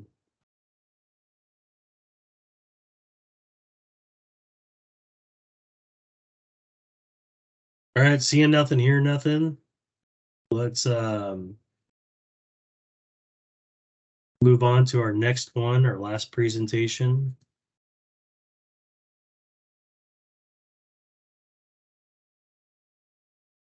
Our next presenter is going to be Rob Van Leeshout, or as I call him, Rob Van Fireshout. And he's going to discuss with us a couple lessons learned on prescribed fire over the past couple years. So take it away, Rob. Thanks, Brian. Everybody see my screen? Yep, we got you. Hear me clear? Cool. All right, well, good afternoon, everyone. Just a quick little intro. As Brian said, he likes to call me Rob Van Fireshout, but my name is Rob Van Leeshout. I'm a Farm Bill wildlife biologist with Pheasants Forever here in Nebraska. I work out of the Hardington NRCS office and cover a few of the Northeast counties up this way. I've had 3 fire seasons under my belt so far, going into my 4th season out here, being on prescribed burns, writing burn plans, and helping out on a couple PBAs in my area. Last week, Brian reached out and asked me if I could talk about some lessons learned from a prescribed fire that I was on last spring. Spoiler alert, this burn includes an escape, but was extinguished without excessive property damage or anyone getting hurt, thankfully. A few days after the date of the burn, I was involved in going through an extensive after-action review, or AAR, of what actually transpired. From the morning of the burn, detailing as much as we could go through the successful portions of the burn, and then it led up to the escape, how and when that happened, and how everything played out through containment efforts going forward. I tried to really think about ways to condense the order of events or just focus on the terms that led up to the escape. But after revisiting this one over again a few nights ago, I felt that it was best relayed to an audience by keeping most of the AAR format intact to set the stage and highlight some other issues that occurred that day. As I read through some of these AAR excerpts, make some mental notes to yourself when something maybe should have been done by the crew that you think will probably bite the crew in the rear going forward. I do got to note, Brian did a really good job of refreshing all the topics that prove relevant to this exact situation. So just looking at an overview of last spring's burn season, everyone across the Midwest had a fairly lackluster prescribed burn season in the spring. Conditions were continually dry and windy, resulting in an extremely limited number of burn days. No permits for burns in Northeast Nebraska were given until after a precipitation event towards the end of March.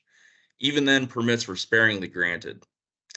The Northeast Nebraska Burn Association completed 2 prescribed fires on Friday, April 1st, and then they went forward and did another 4 actually on Thursday, April 7th. During this time, many other non-NNPBA groups across the state were able to get permits on these days. The morning of Saturday, April 9th also appeared to give a safe burn window before conditions deteriorated later in the afternoon, and burn permits were being granted in multiple counties in eastern Nebraska. So just going over briefly the burn plan. The goal of the burn plan for April 9th was to complete mid-contract management on a CRP grass block, in addition to burning down several partially shredded food plots. Fire breaks were a combination of existing travel lanes, 20-foot wide mowed fire breaks, and some disc locations. The approved burn plan had the written intentions of lighting 1 30-acre CRP unit and then burning off several food plots as time allowed. As you look at the picture I have up here, the main block was going to be this number 2, and then then we were going to burn this number 3 food plot here, and then as conditions allowed, do 4, 5, 6, 7, 8. There were discussions amongst the burn association, private lands biologists, and other burn groups that ignitions would need to be wrapped up before weather intensified in the early parts of the afternoon. There's just a breakdown of the crew positions we had for the day. Everything's fairly straightforward. Each line crew had a pumper unit, igniter, ATV patrol, and foot patrol. The addition of a high pressure pump unit with operator was a night before decision when it was confirmed that the resource was not needed elsewhere for the day. So getting into, what actually happened. Like I said earlier, it might, I'm going to try to read this off. So, treat it kind of like an exercise, make a mental note in your head. If you hear something that's a red flag, or you hear something that might be important going forward. So at 9:30 a.m., the crew gathered at the barn to fill water tanks and ready the equipment for the day ahead. They were planning on briefing at 10 a.m. and conducting the test fire before burning at 10:15 or 10:30 at the latest. At this point, they discovered that the water supply wagons had frozen overnight. The pumps had been drained, so no damage occurred, but it still required some time and rolling out hose to get them thawed out and functional again. At 11 o'clock a.m., the briefing took place with unit number 2 as the initial objective. Personnel were all placed in jobs they had done in previous years. While lining up for the burn, it was discovered that one of the ATV sprayers had a major leak, so the ATV operator was given a hand tool to carry on the ATV. At 11:30, a test fire was lit in the northwest corner of unit number 2, and the decision was made to proceed with the burn. The temperature was in the upper 40s, relative humidity was approximately 40%, and winds were blowing steadily from the southeast at about 10 to 15 miles per hour. Ignitions were started utilizing the ring fire technique, with both crews working on a backing fire before splitting off into flanking fire lines. The high-pressure pumper focused on providing extra support control along the north line to establish black. The ATV sprayer was also focusing on north line suppression with some minimal interior ignition to widen out the black before flank fires proceeded. The burn boss was on a small tractor pulling the 1,000-gallon tank to refill pumpers as needed. At one point, it was noticed that significantly more black was needed on the downwind side before the east crew could proceed. This was communicated effectively to the burn boss and the rest of the crew, and the east crew held until enough black was established to proceed. No extreme fire behavior was formally noted, but the ATV operator later mentioned that in retrospect, it occurred to him the light fuels were burning incredibly hot, indicating that humidity was dropping. While the west crew was rounding the southwest corner, the east crew was at the southeast corner moving uphill, so both crews were beginning head fire ignition. At this time, the pumper unit on the west end quit working due to low oil levels. The west crew coordinated with the east crew to assist, and the unit was ringed up, while more oil was fetched from the barn and the west pumper was serviced.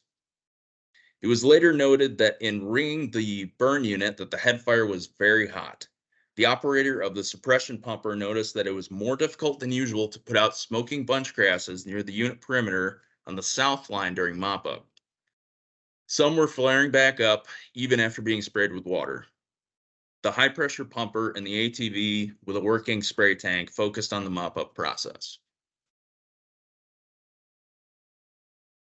At 12:45 p.m., while the high-pressure pump operator and the ATV were still focusing on the mop-up from Unit 2, the rest of the crew reassembled and began the back burn on Unit 3. Fuels in this unit consisted of mowed, warm season grasses. You got your switchgrass, big blue stem, little blue stem, and some unmowed lighter areas of annual weeds consisting of foxtail. It was noted at this point that winds were pretty much due south, with the Kestrel reading all weather parameters within prescription. After the fact, when looking at time-stamped weather recordings, the temperature was 55 degrees, relative humidity had dropped to 23%, and wind speeds were 15 plus with a previous gust component of 23 miles per hour. So there was just a big shift in the baseline mentality, and technically overall there were certain points that put the plan out of prescription at this point. As the two crews proceeded southeast down the unit, the suppression ATV arrived and found a small spot fire on the mode Firebreak near the northeast end of Unit 3. He extinguished the spot when it was still about 1 to 2 feet in size and informed the other suppression unit, the high-pressure pump operator, which had just arrived. At this point, there was approximately 30 yards of black on the downwind side of the unit, and visibility was reported as being very low due to smoke. Shortly thereafter, the high-pressure pumper operator noticed a larger spot fire downwind of the unit and notified the burn boss to cease ignitions. After being unable to suppress the spot with direct attack, the suppression unit operator requested assistance to contain the fire, with both pumper units arriving to aid. As containment efforts failed, the escape continued north and east, working with the wind and topography through dormant native grasses, scattered pine trees, and towards a clump of cedar trees. After a brief discussion between the burn boss and the suppression unit operator, the decision was made to call 911 and develop a strategy of indirect attack. The suppression unit operator took the second ATV without the working sprayer and instructed both pumper units to go to the downwind side of the property to begin lighting a backfire. The two ATVs met at the gate on the north end of the property, and one took off eastward, lighting a backfire while the other proceeded west. In the meantime, the burn boss focused on flanking the fire on the east end from the black in an attempt to protect some bales sitting on the neighbor's side of the fence in the northeast corner. Two other crew members worked in the black on the west side to keep the fire from creeping west near the point of escape. It's noted that 4 individuals stayed with Unit 3 until it was extinguished and then began to assist on the escape. The ATV operators reported that the backfire had approximately 10 yards of black by the time the headfire hit it. And while it did slow down some momentum, the headfire jumped the control line. This is approximately the time the 4 volunteer fire departments arrived on the scene. They extinguished the black line effort to the east and proceeded with direct attack. After jumping the control line, the escape burned through the east end of a cedar shelter belt, about 40 acres of grazed CRP and some pasture. It died down significantly when it reached an overgrazed pasture to the north and was extinguished there by the volunteer fire department. Although it had started to burn some corn stubble to the west, 2 tractors with large discs showed up and extinguished the crop stubble, disking a break approximately 200 yards wide. 2 additional ATVs arrived to aid with mop-up. By this time, the volunteer fire departments had departed, and only a few smoking logs and cow pies on the north and west boundaries of the escape were left to extinguish.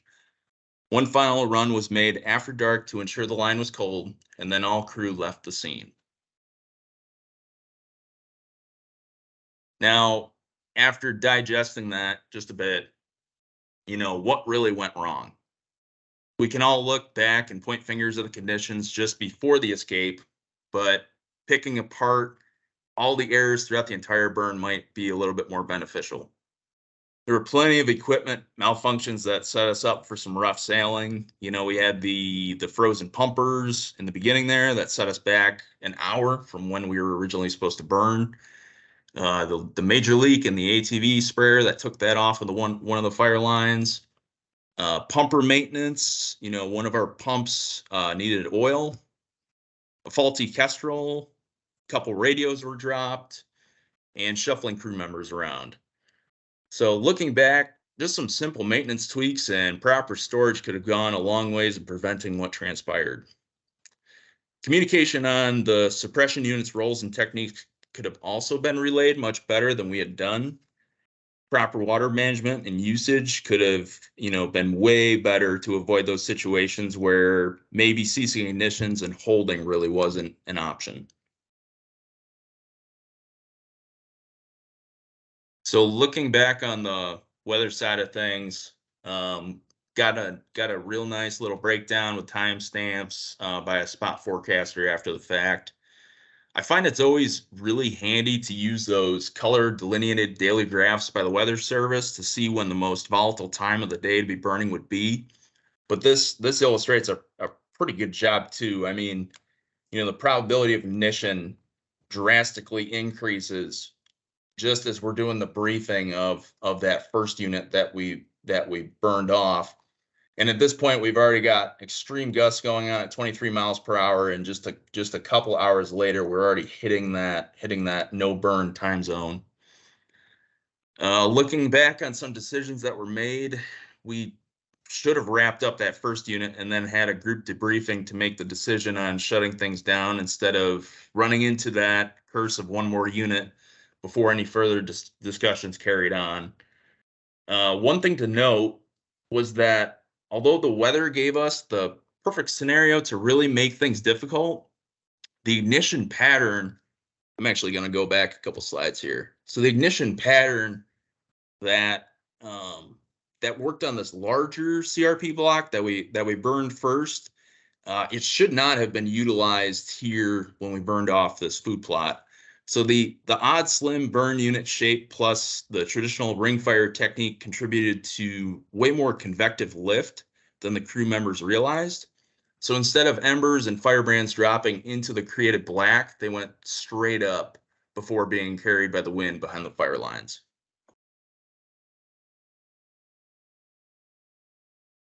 So looking back on the burn plan itself, a contingency plan was clearly lacking.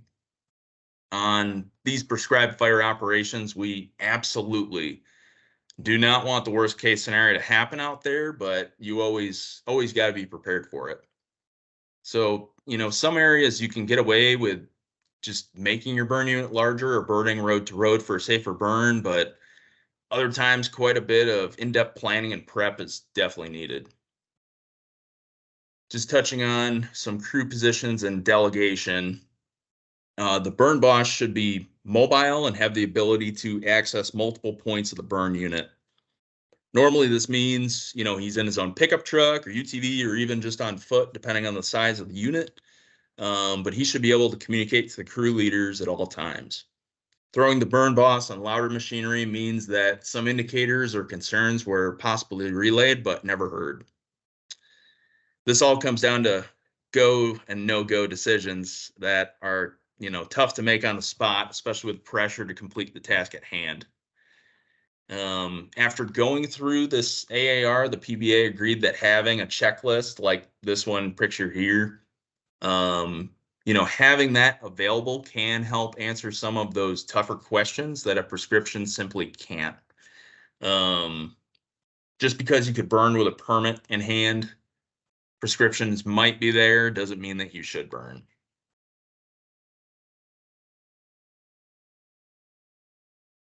So to wrap all this up, I wanted to pose to you guys a few questions that I've kicked around to myself concerning these events over the past year. How can I get better at burn planning or being a crew member on prescribed burns? For one, I know that I should be ensuring that extreme fire behavior, relaying that to crew lines on the burn boss, even during mop up is super important. Even if the weather report is covered, if somebody else on the crew already committed to being the one that is going to look at it and make sure that you're in prescription, takes it to the chief. It's really, it's easy to think that it's covered up on its own, but it's also super easy just to pull up a spot point location that the weather service might have, even while you're on the burn, to see if anything has changed. Coming up with a better mindset on reading predicted weather and judging if a task can even be completed before conditions change, such as a wind switch, relative humidity dropping, etc., or if a burn should be cut short or shelved entirely. For planning, just make units overall and make units and ignition techniques overall, just make it way simpler than it is. I mean, looking back, should we have just combined those two units if, we were in that right mindset to continue burning? Just some questions there. But definitely, normalizing contingency lines, I think is pretty important going forward. We tend to burn off of contingency lines in some respect because it's the best anchor to burn from. Maybe we don't have the ease of burning road to road, but having that additional option helps to fall back on instead of creating makeshift lines on the fly. The silver lining and benefits of doing exercises such as going through this AAR is that it allows us to keep prescribed fire as a learning environment, right? Hindsight is always going to be 2020. And although we don't have all the answers, situations like these can open the door for, what we should be focusing on, either individually as a burn group, locally with your fire departments, or even statewide. I was sent this picture of fire leadership values and principles that also applies to prescribed fire work. I believe, if you've got the little IRPG pocket guides that the NWCD trainings provide, you can find it there. I think it's a really good one to revisit and reflect on while planning out a burn or just prior to going out and assisting one. So, but that's all I got. If anyone has any questions or input, feel free to drop something in the chat or unmute yourself.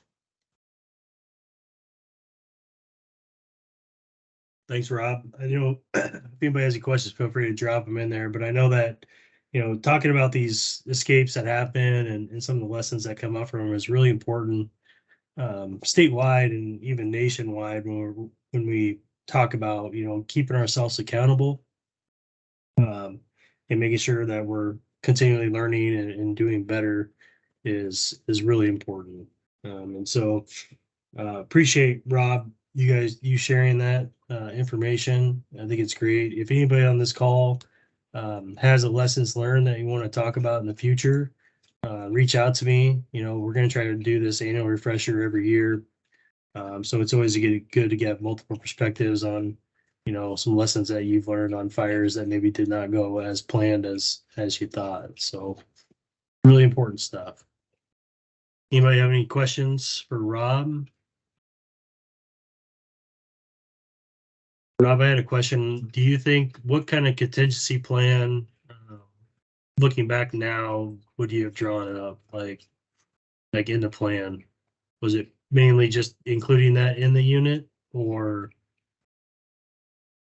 different wind direction maybe? I probably, I would have done way more landscape style prep, because this whole quarter here was owned by that same landowner.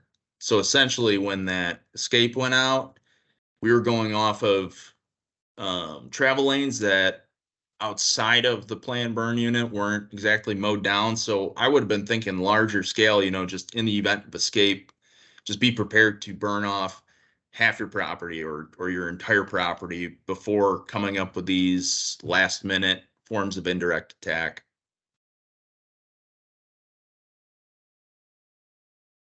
What was the response by the volunteer fire department? Did you guys meet with them at all afterwards, or shell out any donations or anything for their response? And the landowner that the escape happened on, he definitely shelled out some, larger donation and contributed some thanks to it. A cool thing to add is that it actually did open up a lot more conversation about, maybe this is something that we should be doing as a training going forward. I had, I'll give this away. I was the member with the high pressure pump unit, and so I had that strapped to my pickup truck for most of the burn season. And I actually had a couple members of the fire department stop me when I was out doing a different field visit, or I had the truck parked at the office, and we had a couple conversations about, maybe that's equipment that would be a lot cooler just to have on standby at the fire department in the event of something like this happening. So people aren't just driving out with, one grass rig, and they've got some backup support systems and stuff like that. So it's kind of a little blessing in disguise, because it's offering us that chance to connect over stuff like this and go forward with some trainings or alternatives to how we burn and how the fire department can respond to stuff like this. Does that answer your question? Yep, absolutely. Appreciate it. Anybody have anything else? Lynn made the comment of Alcohol free. Yep, that's important. We want to make sure that no alcohol happens on or is on these burns when we're doing them from before, during, and after. We haven't had any issues like that for a long time, but it's always important for incidents like this as well. Very good. Well, that's all we have for today. Appreciate everybody sticking around. Again, like I said, we hope to do these every year, and hopefully it's a benefit to those that joined us today. And I guess we'll maybe see you on Fireline this spring, or see you next year. So thanks, everybody.